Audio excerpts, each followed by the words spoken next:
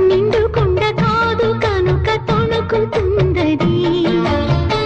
అంత వింత అందులోన ఏమిటున్నది నాలో తెలివికి దీనిలో నీటికి పోలికే గుడుకు గుడుకు పలుకుతున్నది అమృతం లాంటి హృదయం నీరి అంతకన్నా వేరే వరమేది అది తెలిసి కూడా కసురుతుంటే నేరమెవరిది కోపం వస్తే మండుటెండ